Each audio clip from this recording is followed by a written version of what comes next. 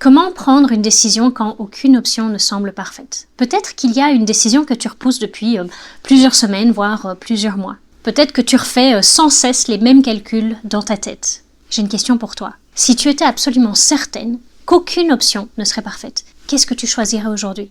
Alors si cette vidéo t'a attiré, il y a de fortes chances que tu sois en train de traverser exactement ce genre de situation. Peut-être que tu hésites à recruter, peut-être que tu hésites à quitter un emploi, à lancer un nouveau projet, à fermer une activité, à changer de pays, à vendre ton entreprise, à te séparer d'un associé, à accepter ou refuser une opportunité. Peu importe la décision, le mécanisme est toujours le même.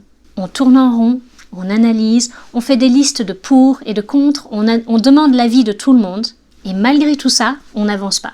Pourquoi ? Parce que nous croyons que notre problème est un manque d'information, alors que, en réalité, le vrai problème, il est tout à fait autre. Nous cherchons une certitude qui n'existe pas. Et c'est la première idée que j'ai envie de partager aujourd'hui dans cette vidéo. La décision parfaite n'existe pas. J'ai longtemps cru que les personnes qui prenaient des bonnes décisions avaient accès à de meilleures informations. Aujourd'hui, après avoir créé plusieurs entreprises, je sais que c'est pas vrai. Les personnes qui prennent des bonnes décisions ont juste plus d'expérience avec le fait de prendre des décisions, qu'elles soient bonnes ou mauvaises. La plupart des grandes décisions dans ma vie, elles ont été prises avec des informations incomplètes. Créer plusieurs entreprises, repartir de zéro après un échec, partir vivre à l'étranger avec ma fille, lancer un nouveau projet, fermer des chapitres.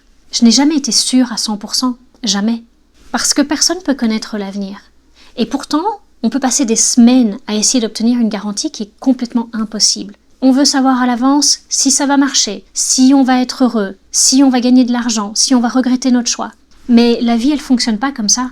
La plupart des décisions importantes, elles ressemblent plus à un carrefour dans le brouillard qu'à une équation mathématique. Alors j'ai envie de te proposer 2 questions de réflexion. La première, c'est quelle certitude essayes-tu d'obtenir, là maintenant, avant d'agir? La deuxième, es-tu certaine à 300% que cette certitude existe? Il y a quelque chose que j'observe souvent chez des dirigeants, chez tout le monde en réalité. On analyse le coût d'une mauvaise décision, mais on oublie complètement le coût de l'absence de décision. Et je vais prendre un exemple. Imaginons que tu hésites à recruter depuis 6 mois. Et donc, pendant ces 6 mois, tu vas continuer à faire des tâches que tu détestes, tu vas retarder certains projets, tu vas accumuler de la fatigue et ton entreprise va ralentir. L'inaction a un coût. C'est juste que ce coût, il est moins visible parce qu'il arrive progressivement. Alors, j'aimerais te proposer un exercice. Prends une feuille et tu dessines 2 colonnes. Dans la première, que risque-t-il de se passer si je prends cette décision? Dans la deuxième, que risque-t-il de se passer si je ne prends aucune décision pendant les 12 prochains mois? Très souvent, la deuxième colonne est beaucoup plus inquiétante que la première. On ne choisit pas entre une bonne et une mauvaise option, et c'est probablement une des plus grandes leçons que j'ai apprises. On imagine souvent que quelque part il existe la bonne décision, comme si la vie avait une réponse officielle. Mais dans la réalité, on choisit souvent entre 2 options qui sont parfaitement imparfaites. Changer de métier, tu vas perdre des choses. Rester, tu perdras d'autres choses. Recruter, il y aura des risques. Ne pas recruter, il y aura aussi des risques. Partir, tu vas renoncer à certaines choses. Rester, tu vas renoncer à d'autres choses.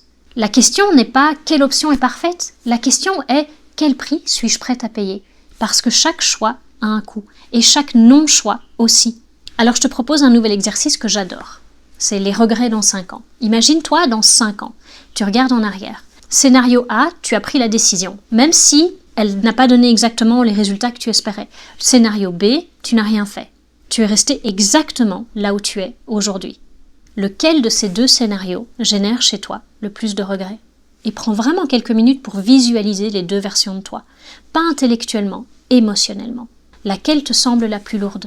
Laquelle te semble la plus vivante? Les meilleures décisions, elles ne sont pas toujours rationnelles. Et attention, quand je dis ça, je dis pas qu'il faut ignorer les chiffres. J'adore les chiffres, j'adore la stratégie, j'adore les données. Mais j'ai remarqué quelque chose.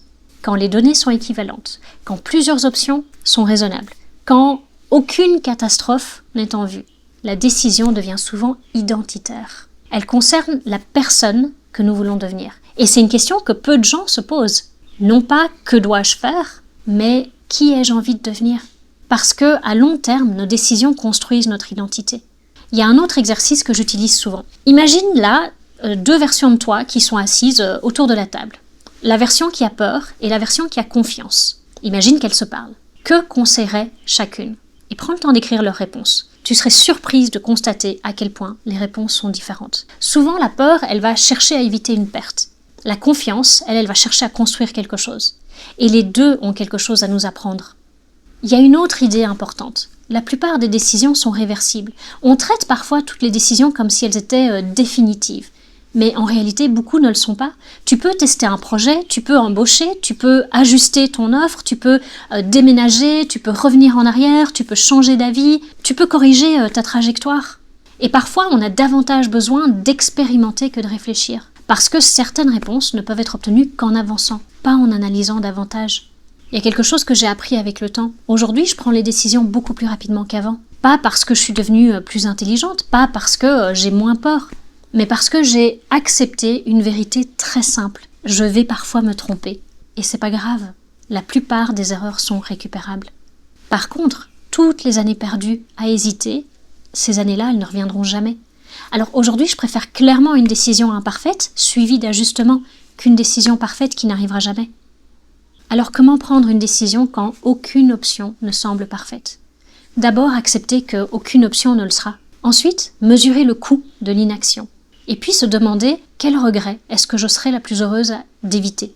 Quelle version de moi est-ce que cette décision nourrit? Et enfin, qu'est-ce que je peux apprendre uniquement en avançant? Parce que, au fond, les personnes qui avancent ne sont pas nécessairement celles qui ont le moins peur. Ce sont celles qui ont compris que la clarté arrive rarement avant l'action.